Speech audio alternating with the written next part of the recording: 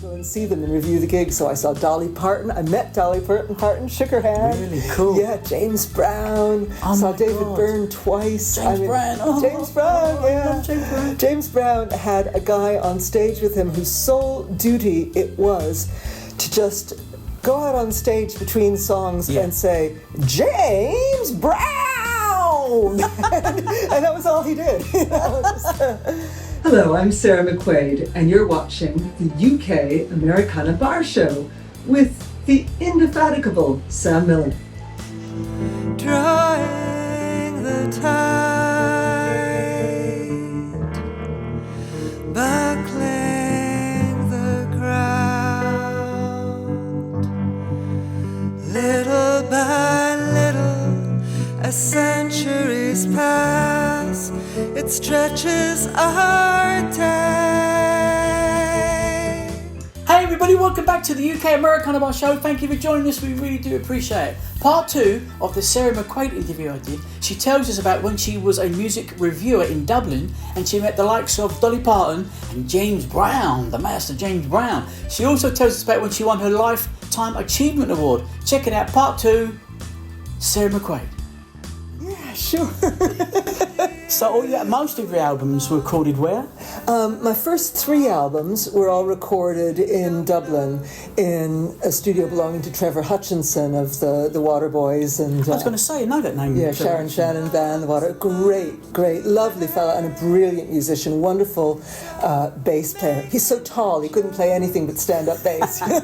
and Jerry O'Byrne produced all 3 of my first solo albums. Another famous name, actually. Oh, yeah, wonderful Irish singer, guitarist, songwriter who's had his songs recorded by so many people, people like Maura O'Connell and Mary Black, all sorts of people have recorded Jerry's songs, and he's lovely too. So he actually, it's funny, when I came to make my first album, that was I had moved to Ireland, I'd sold my house in the USA, and so having just sold a house, I thought, well, now I can make an album, and I kind of thought, well, this'll be kind of it, this'll be, what I leave behind in the world. I'll make this one album and that'll be fine, that'll do me.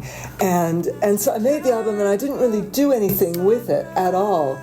And then I got to this point where the kids were in nursery, and I was feeling kind of desperate, and my husband said, well, why don't you go back to playing music? Because at this point I'd pretty much stopped playing music altogether. Oh, really? Yeah, I was working as a very demanding job, and the guitar was staying in its case, and he said, go play music. And I got a bit of a break, which was I was asked by a guitar festival in Strand Hill if I would co-present a workshop on the Dadgad tuning, which is the alternative tuning that I always play, and I've been playing in nothing but Dadgad for, I think, 30 years now or more. And they said, I was all set to say no, because I hadn't got my guitar out of its case in years. And they said, well, you're going to be co-presenting the workshop with Dick Gaughan. That's quite and Dick Gaughan really. is just an amazing, wonderful Scottish singer, songwriter, guitarist, one of my heroes, basically. And I thought, if I say no to this, I'm just going to be kicking myself for the rest of my life. So I said yes, and went and did it. And Dick said, why aren't you out there playing? And I said, it's funny, my husband says the same thing. and so between the two of them, they kind of lit a fire under me to go out and start performing again. And I happened to mention it to the Gwaelin record company, because I was a reviewer at that point. I was writing album reviews and concert reviews. I was going to ask you about that. You've done a lot of that as well, haven't you? Oh yeah, got to see some amazing gigs. Anybody who came to Dublin, I got to go and see them and review the gigs. So I saw Dolly Parton. I met Dolly Parton, shook her hand. Really cool. Yeah, James Brown. Saw David Byrne twice. James Brown. James Brown had a guy on stage with him whose sole duty it was to just go out on stage between songs and say, James Brown! and that was all he did. Just the MC thing. But anyway, So, so the Lifetime Achievement Award, so that came about eventually? We haven't got to that yet. Oh, we haven't got... Togo's no good at this. I was just going to explain how I happened to be on national TV in Ireland, because what happened was I was chatting to the Gaelin people about albums that they had coming out that I was going to review, and I said, yeah, I'm going to be doing some playing myself soon. I'm excited to kind of revive my music. At this point, my first album was 10 years old and nothing had happened with it, and they said, tell you what, why don't you let us re-release that first album of yours and do a big PR push behind it, because we're just starting up our own in-house marketing department, and we want to, we need something to practice with. So I said, okay, you can practice with me, I'll be your guinea pig. And they got me on this national TV show. It was a Friday night TV show in Ireland called The View, presented by a guy called John Kelly, and typical kind of talk show format where he'd have guests on, and then at the end of the night there'd be a musical guest who'd perform one song, and I got to do that. Yeah. And they very kindly let me put the video on my YouTube channel. It's still there. You can look me up on YouTube performing live on the View way back in 2007, and then I'd been on TV, so it was a lot easier to get gigs because I could point people to that and say, well, there I am performing on TV, and started getting gigs. And so tell me about the Lifetime Achievement. Didn't that coincide with all of that, though? I thought. That was years later. The Lifetime Achievement was in 2017. Right. So 10 years on from me becoming a full-time musician again. It was 2007 when I gave up my job, started playing music full-time, re-released my first album, and then proceeded to release another 4 albums in 2008 was the second album, 2012 was the third, that's The Plum Tree and the Rose, which you mentioned earlier. Right, yeah. And then Walking into White came out in 2015, and that was actually produced by my cousin, Adam, and recorded in the USA, in Adam's studio, because Adam is, he's kind of an indie rock musician, very different world to me. He plays with all these cool bands from Iceland and places like that, and goes out touring all around the world. But he very kindly produced and played on my 4th album. And then, of course, the 5th one was produced by the great Michael Chapman, who also played on it. Just an amazing, amazing musician. So, so what's the future hold then? So, apart from your tour, and then I say, you're off to Twickenham tonight. Yeah. You've got a gig down there. Yeah. And then what? Directly from there, you're going to Germany and you're off? I go home for a few weeks first. Oh, that's nice. During which I'm going to be... Cornwall? Yeah, Cornwall. And I'm going to be...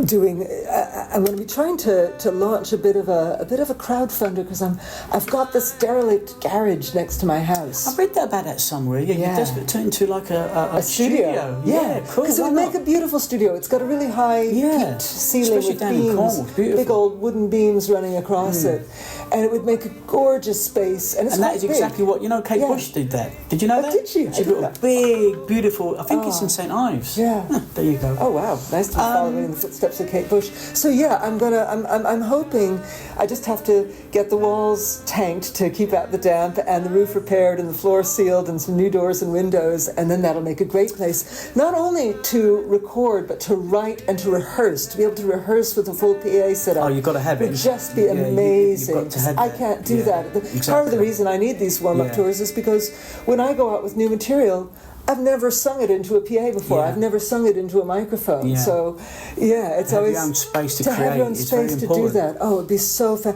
And just to have my guitars out all the time, so I could just pick up a guitar and play. Because at the moment, my house, like a lot of houses, is pretty crowded. And I have to put away one guitar before I can get out the other. I play both electric and acoustic, and I play keyboard and drum, and I can't get at any instrument when I'm already playing one, because it's all so cramped, and I've got boxes of CDs and that around as well. Well, look, it's been... Oh, sorry, you want to go on? Lifetime Achievement. I haven't talked about it yet. And we're going to talk about this... Now, can we talk about this Lifetime Achievement Award, please, Mrs.? Right, what about it? Yeah, you've been asking me about it, and we keep getting sidetracked onto tangents and different topics. I'm just jumping along for it, because, you look at someone's history as a musician, and then you see Lifetime Achievement, okay, let's get here, because you know why. So tell us about it. What was it about? So what happened was I was invited to perform at this fantastic guitar festival in Newtonards in Northern Ireland, not far from where your family is from. That's right, my family's family, from of course. Belfast, isn't it? The posh part. Yeah, oh yes, very posh. So yeah, I was doing this guitar festival at the Queen's Hall, and I had just done my Sunday afternoon set, and I had just got an encore. The audience was shouting for more, and I was in the wings, just about to walk out and do my encore, when the director of the festival came out on stage, along with the MC for the concert, and they said, well, we do this thing every year where we present a Lifetime Achievement Award to one of the artists appearing, and I thought, oh no, they're going to go and give this big award to some famous guitarist, and I don't get my encore. That's so unfair. And I was really annoyed, because I hadn't had any prior warning about this. And then they started talking about how, prior recipients of the award had included people like Pierre Benzazon and, I can't remember, John Renbourn, I think might have been one of them. And, basically any guitarist you can think of had got this award, Martin Carthy. And they said, well, we've never given it to a female guitarist before. And I'm that thick that I started thinking, okay, so it's going to be a female guitarist gets it. Who are the other female guitarists playing at this festival? It still didn't occur to me for 1 second it was going to be me. And then they started talking about the Dad-Gad tuning, and I thought, aha, I think it is going to be me. Oh my God, what am I going to say? And really, it was you then? Yeah, fantastic. it was me. So the crowd must have gone wild. All right, oh, they did. And I got to do my encore. Wait. There you go. Fantastic. Yeah. At the end of the road, there's a clearing in the shade. It's there many times my love and I have laid. The path disappears and the garden's overgrown, but at least it was somewhere for us to call our own. Or was it my imagination?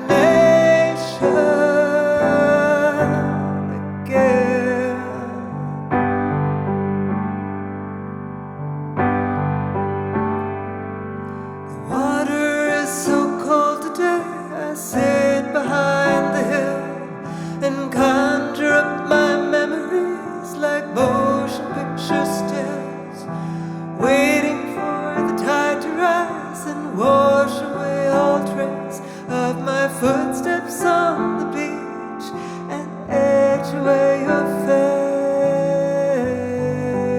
face. Well, look, it's been magical having you on the show. But honestly, really excited that you came down. We've got a new feature on the show. It's called On the Spot. Okay. Now, before we let you go, do you want to play in it? Which means you can either tell me a joke or I can give you a question. What would you like? Oh, give me a question. You've rather a question? I'm terrible at Irish jokes. So you got lots of Irish jokes.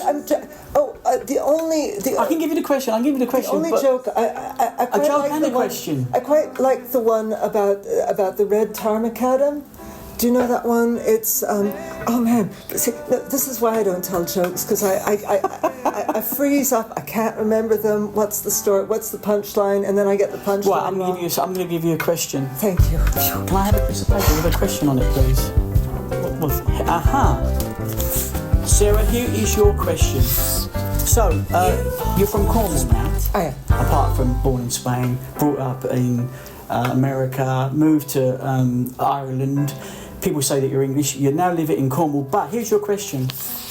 About 7 years ago, I'd say approximately 7 years ago, an artist decided to turn up on the beach of Perranporth. And it hit all the tabloids, even reached London as well. And it was a standstill. It was late at night, all the surfers were surfing, the moon was out, it was absolutely fantastic. And, well, I was there actually, and I sort of got to the tail end of it. So it's 3 artists I'm going to give you to tell me which one it was. Ooh. Now, I'm hoping that you kind of remembered that, because it was quite big. Okay, so was it Axl Rose from the Guns N' Roses? Was it Simon Le Bon? Or was it Billy Ocean? Now, I thought you might have remembered that because it was really quite. I can't remember. No. Massive. Do you know about this, Barton? Barton doesn't know about it either. You don't know about it either? My God, you're not true, Cornwallians then. Was it Simon Le Bon, was it Axl Rose out of Guns N' Roses, or was it Billy Ocean? I'm gonna take a wild guess that it was Simon Le Bon. Nope. That's a good one because he did go down the corner and do it once. Okay. No, it was Billy Ocean. Billy Ocean. And he pulled up in his truck with some guys. Apparently, they was on the way back to London, and they said they wanted to go in for a beer. It was a beautiful big place on the beach, and they struck it all up. He started off Caribbean Queen, I think it was, and people come out of the woods from everywhere, and the press turned up, the papers turned up. It was Billy Ocean. Ladies and gentlemen, isn't she fantastic? Thank you ever so much for coming on the show. We do appreciate it. Ladies and gentlemen, Sarah McQuaid. Thank you so much. Great. Thank you for having me on the programme, Sam. It's been lovely. Thank you. And thanks to your wonderful producer as well, to Josie, isn't it? Oh, we don't really tell her that. Oh, thank you, Josie.